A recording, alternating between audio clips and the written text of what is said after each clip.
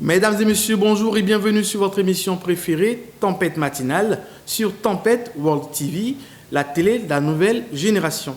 Nous démarrons cette émission avec, au menu, la une des journaux, ensuite la rubrique Mon regard, au cours de laquelle nous aurons à décrypter le discours du chef de l'État sur l'état de la nation, le 10e et le dernier de son mandat présidentiel.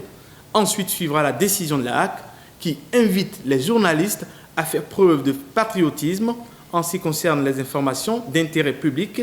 Et enfin, nous parlerons de la défaite des Guépards face à la RDC et les perspectives pour le Bénin en ce qui concerne la Coupe d'Afrique des Nations 2025. Sans plus tarder, démarrons donc cette émission avec la une des journaux qui sera présentée par Florène Boudzomo.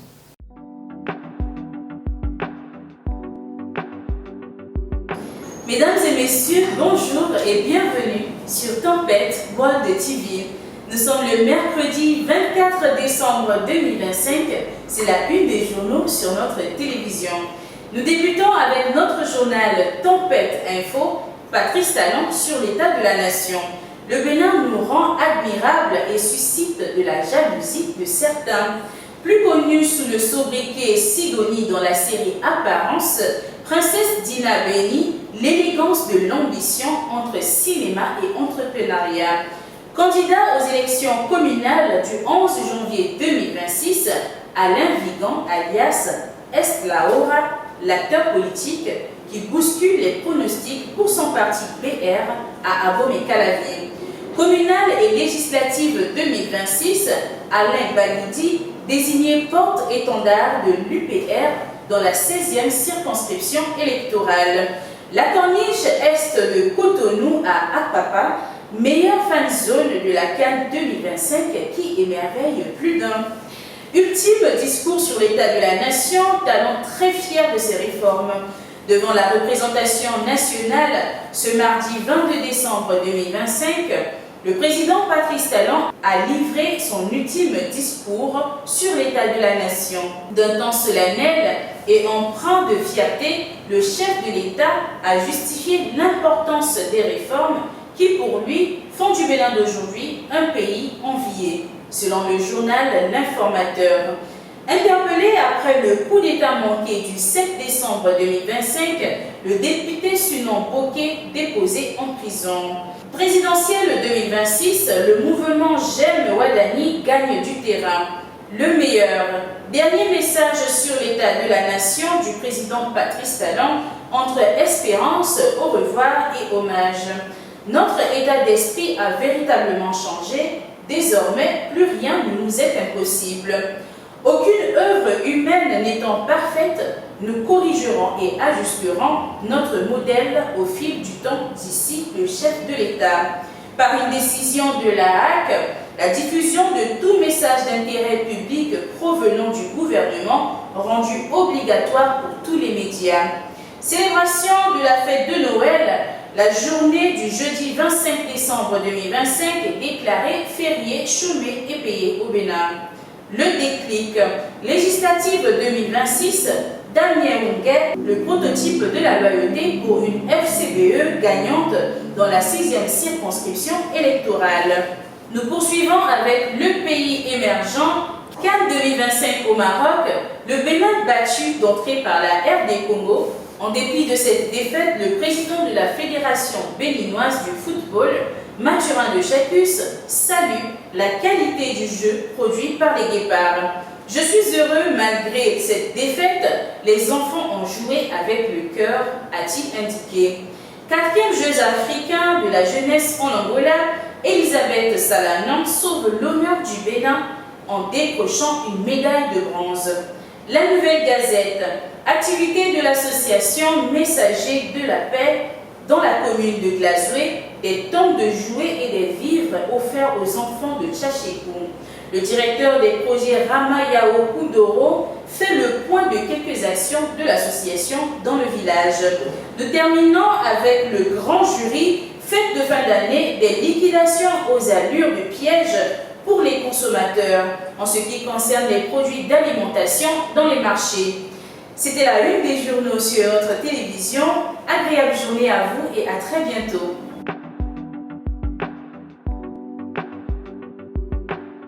C'était donc la une des journaux qui nous a été présentée par Florène Boudzoumou. Place à présent à la rubrique Mon Regard.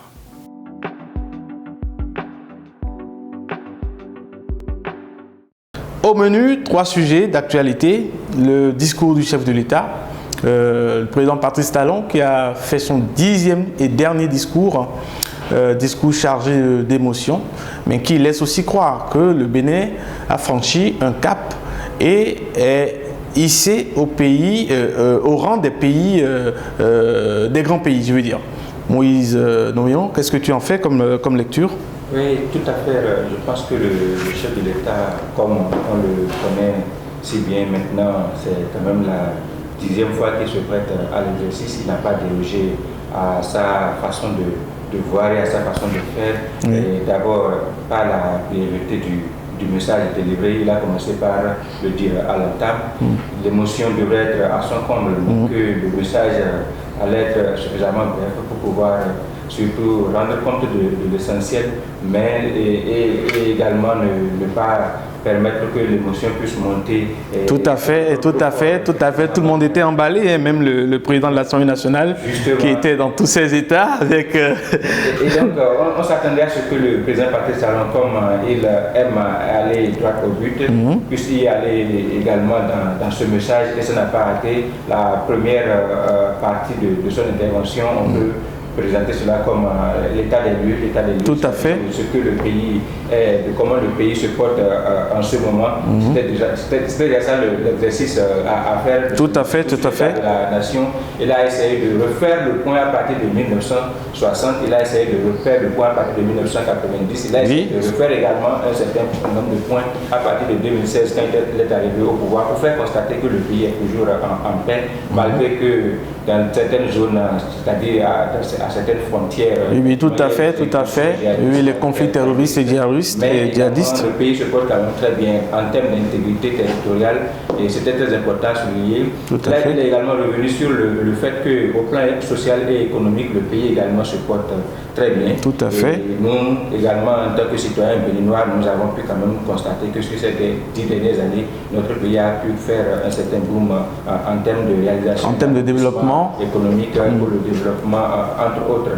Et le chef de l'État a également fait le point de la situation démocratique du pays. Tout à fait. Et certains confrères ont titré par exemple qu'il a assumé effectivement la démocratie suivant sa version. Le chef de l'État a dit que le Bénin ne devrait pas avoir vocation à être un pays qui suit les autres, mais un pays qui a la capacité de tracer son chemin. Tout à fait. Dans ce sillage, on peut comprendre également que notre démocratie a su trouver son chemin et surtout les questions de corruption, d'impunité, d'arrivistes qui animent la vie politique. Oui, une réforme administrative profonde. Une réforme sérieuse en termes de réforme à tous les niveaux, dans tous les secteurs. Voilà, qui a pu quand même permettre qu'on puisse éviter, avec un certain nombre de spectacles qu'on avait l'habitude de voir par le passé. Tout à fait. Le chef de l'État a également donné l'assurance de ce qu'il part, mais qu'il va laisser quand même le pays entre de bonnes mains. Qu'il y a de l'espoir, surtout que les compatriotes, les citoyens béninois doivent savoir que désormais le pays a trouvé son chemin, le pays a trouvé sa voie et tous les Béninois doivent être optimistes et se mettre dans cet état d'esprit de ce que notre pays est en train d'avancer et que plus jamais il ne faudrait commettre l'erreur de retourner en arrière. Avec un passé qui n'avait pas été jusqu'ici quand même suffisamment glorieux. Oui. Donc globalement, c'est un Patrice Talon, effectivement très émotif, tout à fait. Qui a délivré un message qui a quand même retenu et provoqué, suscité un peu, réveillé un peu ce qu'on appelle la chair de poule. Tout à fait. Dans l'assistance. Tout à fait. C'était au niveau des téléspectateurs, de tous ceux qui ont pu vivre en live ces événements. Médias, tout à fait. Et nous aussi, à la suite de tout ce qui a été dit, de tout ce que le président Louis Vlavonou et ses collègues parlementaires ont déjà pu dire et qu'on a pu écouter ça et là. Nous sommes en train de profiter également de notre émission de ce matin pour souhaiter un bon repos au chef de l'État. Souhaiter aux Béninois de réussir à maintenir la flamme qui est la flamme du développement, la flamme du progrès. Qu'il a su insuffler au Bénin ces 10 dernières années. Maintenir cette flamme-là pour que le pays puisse effectivement effectivement dans les 10, 15, 20 prochaines années, tout à pourquoi fait. pas être véritablement encore et davantage ici au rang de pays complètement stable, complètement dans le progrès. Tout à fait, tout à fait. Et justement, pendant cet exercice, le chef d'État a également salué donc les forces de l'ordre, les forces armées béninoises, les militaires pour justement leur implication et leur patriotisme, surtout lors des derniers événements. C'est important de surtout mettre l'accent sur cela parce que effectivement nous sommes un pays de paix, tout le monde le sait, mais un pays de paix ne veut pas dire qu'il n'y a pas des incidents et le chef de l'État est revenu réellement là-dessus en considération des événements du 7 décembre dernier, tout à fait. Le coup d'État ou une tentative de putsch qui n'a pas duré certes, mais qui a quand même laissé quand même ses marques, son empreinte pour nous rappeler qu'il faut toujours être aux aguets.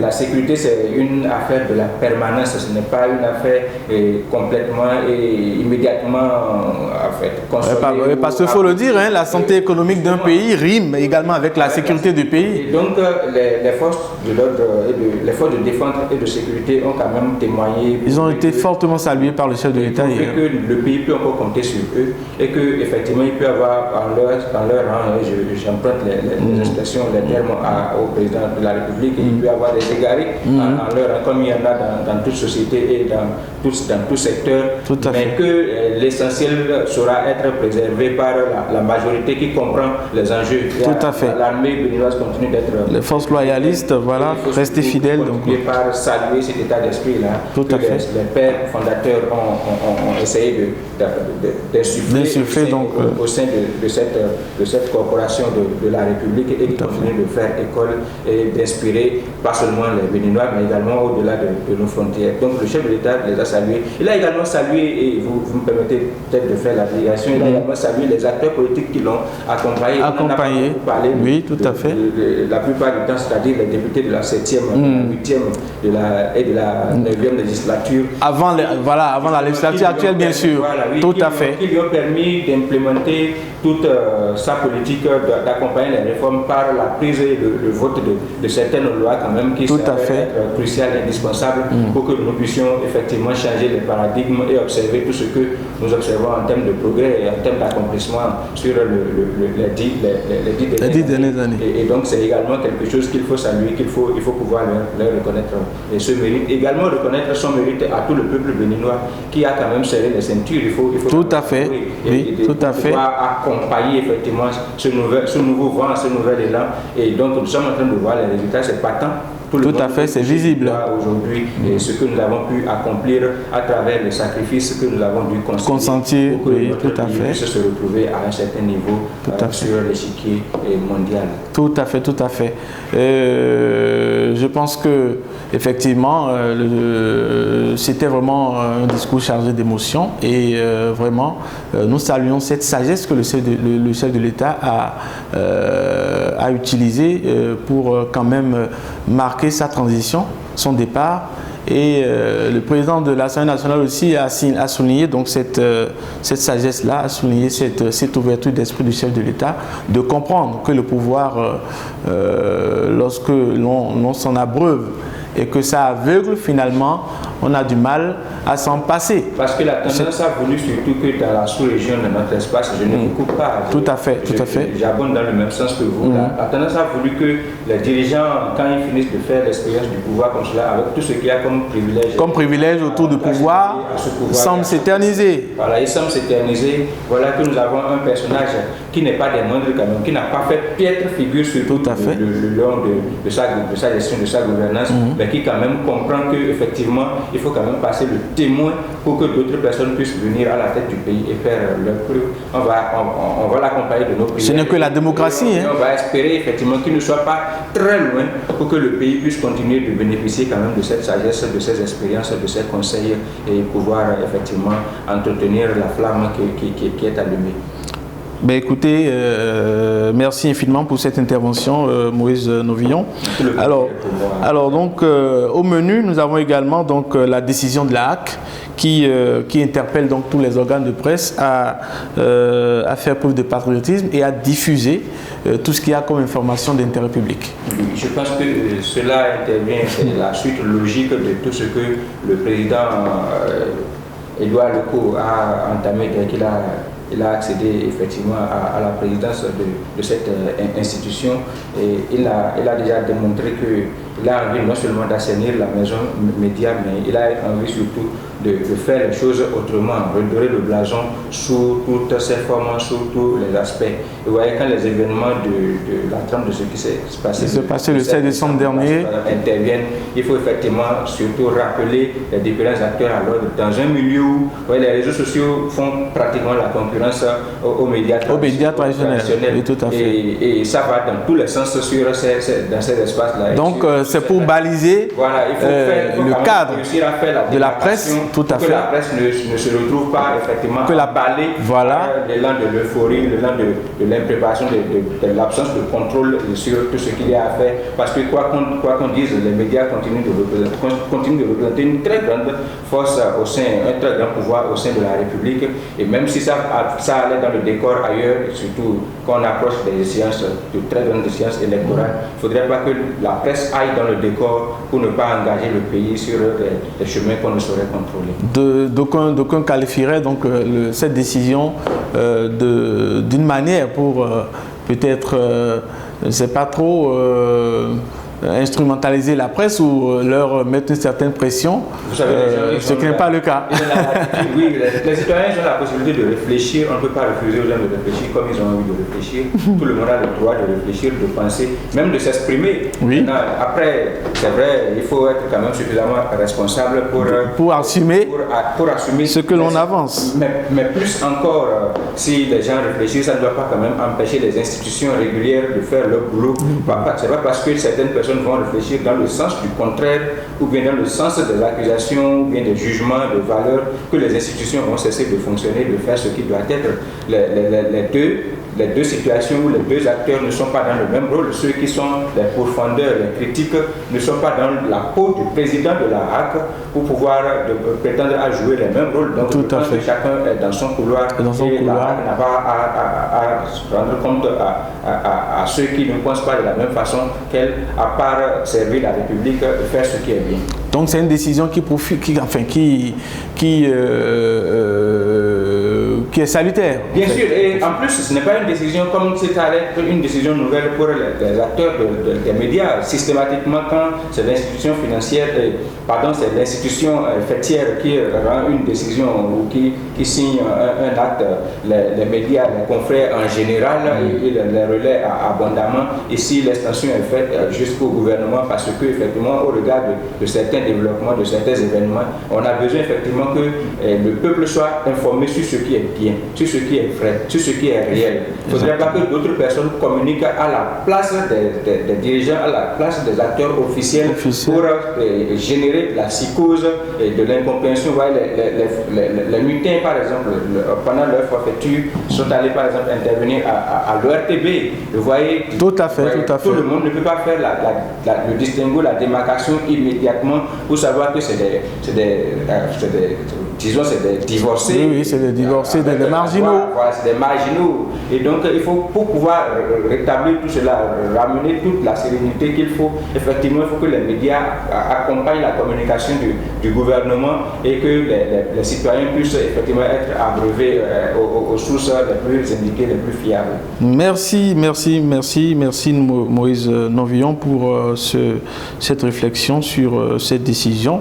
On retient principalement que la décision elle est salutaire et elle vise beaucoup plus à inviter donc les organes de presse à plus de professionnalisme dans l'exercice de leur métier et à baliser donc le secteur de la presse pour qu'elle soit vraiment l'instrument de contre-pouvoir qu'elle revendique dans un contexte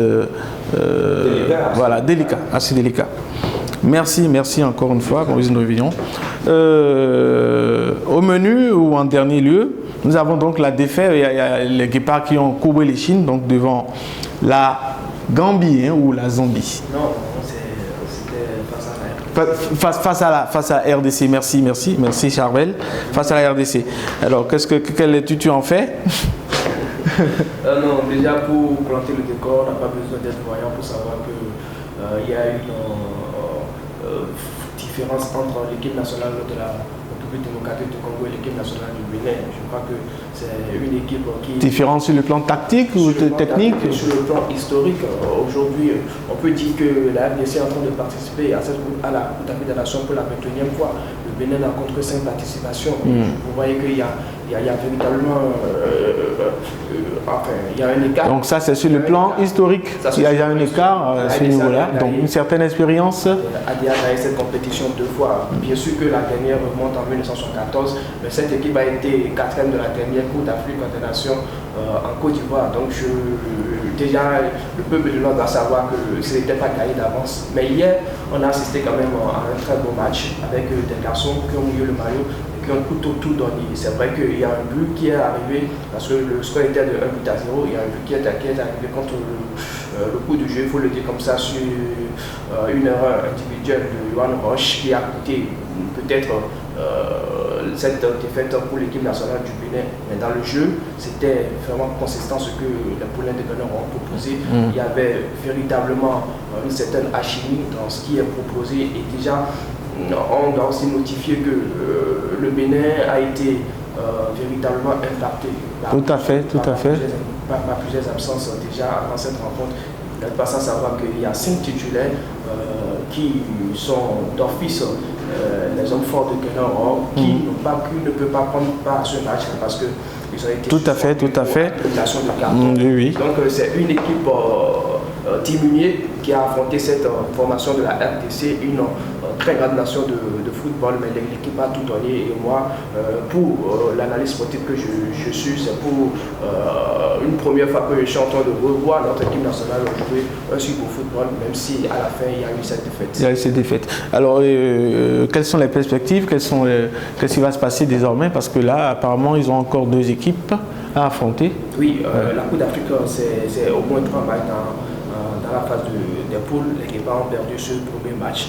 S'il n'y a pas scandale, il n'y a pas encore période à demain, il y a encore 2 matchs. Et surtout, un match très important face à l'équipe de Botswana. Une équipe qui est à sa 2e participation dans cette Coupe d'Afrique des Nations. Donc, logiquement, nous sommes au-dessus de cette formation-là. Le petit poussé du groupe, si on peut le dire ainsi, cette équipe, on doit gagner pour espérer avoir les chances d'une qualification. Et donc, le prochain rendez-vous, c'est le samedi prochain, le 27, pour être plus précis, face à cette équipe de Botswana qui a été battue, laminée par l'équipe de Sénégal 3-0 hier. C'était juste après le match des Guépards. Tout à fait. C'est une équipe qui également sera véritablement impactée côté moral que nous allons affronter. Et il faut tout faire pour gagner ce match-là. Ces 2 équipes. Voilà, j'étais sur le point d'en parler. Quelles sont les chances pour le Bénin pour que le Bénin soit qualifié? Oui, déjà Guénor aura la chance de retrouver tous ces cadres, tous ceux-là qui n'étaient pas de la partie face à la RDC. Ils vont venir, ils sont dans le groupe, c'est parce qu'ils ont été suspendus pour accumulation. Tout à fait, qu'ils ne pouvaient plus. Donc ils ont été suspendus pour ce match-là. Donc ils seront tous de retour. Pour les prochaines, les 2 prochains matchs. Des Guépards, que ce soit Junior Laïtan, que ce soit Marcel Tantino, le gardien numéro 1, que ce soit Mohamed Tidiane, le féroce défenseur de cette équipe-là. Il sera de retour. Et là maintenant, Guénor aura la chance.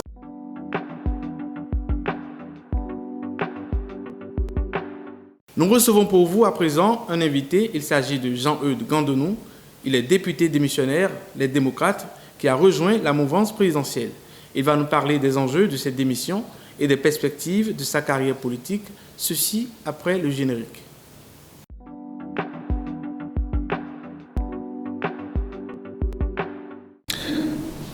Monsieur Jean-Eudes Gandonou, bonjour. Bonjour, monsieur le journaliste. Et merci d'avoir accepté notre invitation.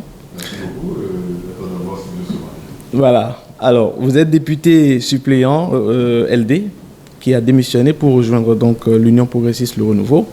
Et depuis peu, vous êtes très actif sur le terrain pour la mobilisation de votre fief électoral au profit de votre nouveau parti politique.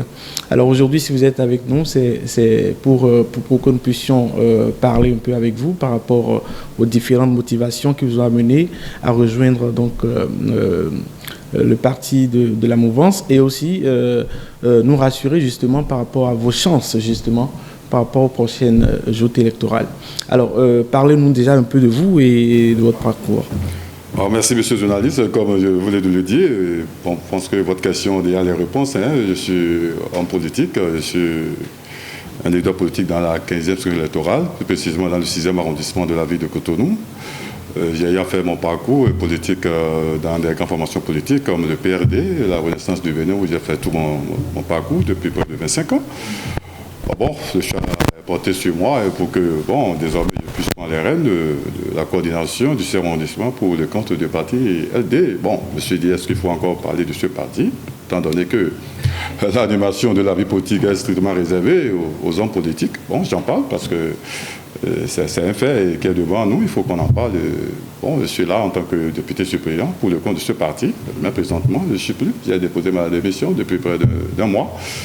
Et les activités ont commencé comme d'habitude, comme j'ai l'habitude de le faire pour les autres formations politiques. Je suis en train de mettre mon expertise politique pour le compte du parti Union progressive de Renouveau pour les élections générales de 2026. Alors, vous êtes ajouté à la grande liste de députés qui sont partis de ce parti-là. Est-ce que c'est parce que les autres sont partis que vous aussi, vous avez voulu les rejoindre? Quelle est la motivation qui sous-tend votre décision? La première motivation, en tant qu'homme politique, en tant que Béninois, tout de suite, il faut d'abord remercier le président Patrice Talon pour ce qu'il est en train de faire. Lorsque vous êtes un homme averti, un homme politique, et que vous aspirez à diriger un pays, lorsque vous aspirez à être un leader de demain, il faut quand même que vous accompagnez le gouvernement. Il ne suffit pas de dire que vous êtes homme politique dans une formation politique et ne pas accompagner le chef d'État, même si vous êtes de l'opposition. Il y a toute une vertu, il y a une ouverture que le chef de l'État ou bien le gouvernement en place, étant donné que vous êtes de l'opposition, vous donnez vos suggestions à cette formation politique, à ce gouvernement, quitte à ce gouvernement de prendre en considération ce que vous dites, mais que de rester juste boutiste pour dire que, nous sommes de l'opposition, tout ce que le gouvernement fait ne convient pas, donc nous ne sommes pas dans le schéma. Il y a des gens qui ont démissionné, j'ai jugé bon en tant que jeune, en tant que politique aussi, de démissionner, de déposer un tablier, de quitter cette formation politique qui, pour moi, n'a pas fait cette ouverture politique pour ce que vous connaissez pour notre pays, étant donné que ce parti est parti depuis 2023, où nous avons mis en place des cellules dans nos différents quartiers, dans nos différents arrondissements, dans nos circonscriptions, avec tout ce travail que nous avions eu à faire. Pour aller aux élections 2023, vous avez vu le score dans la 15e avec 3 députés, en sortie 3 députés sur 4, c'est pas quand même donné à tout le monde. Hein. Il y a des partis qui sont allés, n'ont pas pu décrocher un seul député dans leur circonscription. Alors si vous arrivez à ce seuil politique et que vous avez 3 députés dans votre circonscription et que au lendemain, vous projetez tout ce qui se passe à l'horizon et qu'on vous dit, vous n'avez plus droit à aller aux élections, lorsque vous allez aux élections, vous n'êtes plus capable de faire sortir un siège dans votre circonscription, ceci vous donne des questions à poser. Ces questions posées, c'est de démissionner, de drainer tout ce monde qui est derrière vous pour que ce dernier ne puisse pas perdre leur boussole. En tant que leader, j'ai un devoir dans ma communauté, cette communauté qui me donne tout depuis près de 25 ans. Il faut quand même que je puisse assurer leur arrière. Je l'ai dit aujourd'hui, maintenant, tout de suite. C'est le développement qui nous concerne. Et ce développement, c'est le Bénin, ça y est, le Bénin. Je suis un Béninois. Ce n'est pas un Burkinabé, ce n'est pas un Nigérian, ce n'est pas un Ivoirien qui viendra développer ce pays. C'est les fils et filles de ce pays. Parce que si nous sommes Béninois et que chacun de nous ne puisse pas aller boucher de son petit doigt le tour de la jarre, C'est ce que vous êtes en train de dire. Alors, c'est les mêmes motivations qui motivent. Lorsque vous parlez de motivation, la première motivation, c'est d'abord le développement. Alors, si vous êtes un Béninois, que vous voyez tout ce qui se passe dans votre pays. Je vais prendre l'exemple parce que souvent, nous jeunes, nous n'avions pas fait cette comparaison. Le Bénin, la Côte d'Ivoire, le Niger, puisque nous sommes dans l'Afrique de l'Ouest, Aujourd'hui, est-ce que le Bénin bouge ou ne bouge pas? Le Bénin bouge, parce que le Bénin bouge, parce que sur l'opposition, il ne veut pas accompagner le gouvernement, le parti Talon, parce que je suis opposant, parce que je ne veux pas le faire, parce que je suis opposant, et bon, d'accord, tout ce que le président est en train de faire avec son gouvernement, bon, je ne suis pas dedans, je ne suis pas prenable, non, je suis content parce que je suis homme politique, je suis content parce que j'ai été député suppléant pour le compte de ces élections que le gouvernement a organisées dans mon pays, le Bénin. Alors, c'est mon devoir aussi de soutenir. On vous a certainement très bien compris surtout. Et maintenant, comment ça se passe dans votre nouvelle formation politique? Est-ce que vous avez pu retrouver l'ensemble de vos marques? Est-ce que vous êtes en train de prendre tout ce qu'il y a comme marque en ce qui concerne votre déjà vos acquis et par le passé au sein de la formation politique que vous venez de quitter? On sait que vous n'êtes pas nouveau sur l'échiquier, vous êtes comptabilisé une vingtaine d'années au moins. Et donc, mais vous venez de rejoindre une nouvelle formation politique. Et c'est à quelques jours également des échéances électorales majeures. Est-ce que vous avez pu retrouver vos marques? Comment est-ce que vous vous sentez dans vous trouvez ça un risque ou une nécessité? Malheureusement, vous n'êtes pas avec nous, vous n'êtes pas avec moi pour nos sorties. C'est toute une joie au sein de cette formation politique. Vous savez, l'Union progressiste, c'est un grand parti politique dans notre pays, avec toutes les sorties, avec toutes sortes de formations qui entreprennent au niveau des autres formations politiques, que ce soit le Japon, la Chine, les autres pays de l'Asie et autres. Lorsque j'ai fait mon entrée dans ce cercle politique, je pense que c'est toute une joie. J'ai retrouvé les anciens amis, j'ai retrouvé les anciens politiques. Je peux citer le professeur Joseph Diop-Benou, le président de ce parti, et par sa ténacité et sa rigueur, toute son expérience sur le point de droit. Pas fait quand même de la politique, de pas faire du droit aussi. Vous savez, c'est un homme de droit, le président Joseph Diop-Benou, qui a imprimé sa marque d'homme de droit avec son secrétaire Gérard Benonchier, député à l'Assemblée nationale. Il y a aussi la ministre Sedami Fagla qui m'ont retrouvé, et c'est tout une joie pour eux, avec les anciens amis aussi, les chefs de quartier. Quels sont les rôles qui vous ont été confiés? Qu'est-ce que vous faites précisément? Vous savez, le premier rôle tout de suite, c'est de gagner les élections 2026 pour le compte des élections communales, municipales et législatives. C'est d'abord la première étape. La seconde étape, on en parlera après, parce que nous allons terminer les élections municipales et législatives. Et comment est-ce que vous évaluez vos chances?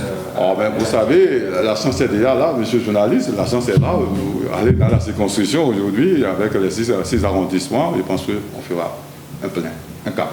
Je voulais dire à mes amis d'en face, puisqu'ils me connaissent déjà, ils savent de quoi Jean-Luc Gando est capable sur le plan politique.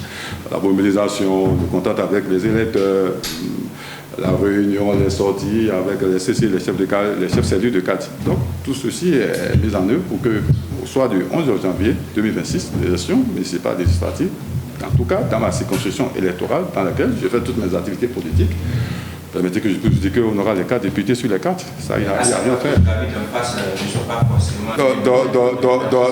Dommage que vous ne connaissez pas Gando Jean-Eudes. Bon, il y a les autres formations politiques qui se sont rapprochées de moi et pour demander aussi mon appui. Je les ai dit accepter que je puisse aller du côté de l'Union progressive de Renouveau, parce que c'est un grand parti politique, parce que le président, le chef de l'État, a besoin avec ce parti. Il a fait tout ce que vous avez vu dans notre pays, l'accord de ses députés, de ses ministres qui ont resté dans son gouvernement, sans pouvoir échanger la portefeuille. C'est ça, c'est-à-dire le leadership d'un chef de l'État. Il ne s'agit pas d'un chef d'État, lorsque vous arrivez à faire 1, 2 ans, et bon, on vous balance d'un poste ministériel, on ramène encore l'autre, et c'est un éternel recommencement. Donc je pense que le président Patrice Talon a cette prévoyance de laisser la ministre dans son gouvernement pour diriger tout le mandat que vous avez vu avec lui. Et vous avez suivi aussi son discours sur l'état de la nation hier, qui a été un discours formidable, un discours d'engagement, un discours d'appel, qui appelle tous les citoyens, tous les Béninois à venir, à rester ensemble pour le développement de notre... Et c'est de ça qu'il s'agit. Et je suis dans cette vision. Je vais continuer le reste de tout ce que j'ai fait sur le terrain, avec mes militants, avec ma population, avec ma communauté. Je suis ici d'une communauté que vous ne savez pas, qui est fortement représentée à Cotonou et au-delà de Cotonou, la communauté Fray-Septon, qui attend beaucoup de moi et qui m'ont toujours soutenu, cette communauté que j'essaye de passage, qui continue de me soutenir et verront que je ne vais pas les décevoir dans cette aventure politique que je suis en train d'entreprendre avec l'Union progressive de Renouveau. Voilà. J'ai aussi mes frères qui sont dedans, beaucoup d'amis qui sont dans l'Union progressive de Renouveau, qui m'appellent chaque fois Jean-Eudes, bon, qu'est-ce que tu nous donnes comme boussole? Suivez-moi, parce que nous avons un chef d'État qui est là et qui fait du bon boulot. Donc, j'ai des amis qui me téléphonent de l'extérieur, des amis qui descendent lorsqu'ils viennent en vacances. Et allez sur notre aéroport, Bélané-Gantier, vous allez voir qu'il y a un changement spectaculaire à ce niveau. Donc, il y a beaucoup d'actions que le chef d'État a entamées. Je pense que, c'est ça qui nous a motivés d'ailleurs à le suivre, contrairement à tout ce que les gens racontent, tout ce que les gens disent, parce que, lorsque vous suivez un chef d'État, lorsque vous suivez un gouvernement, fortement vous avez vu quelque chose, bien forcément vous attendez quelque chose. Nous ne sommes pas dans ce schéma. Le schéma dans lequel nous sommes en tant que jeunes, c'est de suivre ce gouvernement et pour qu'il puisse y avoir une continuité dans ce que le Parti Star a fait. Donc, bien sûr.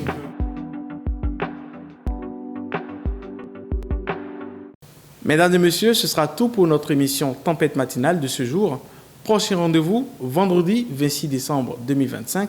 Joyeux Noël à toutes et à tous.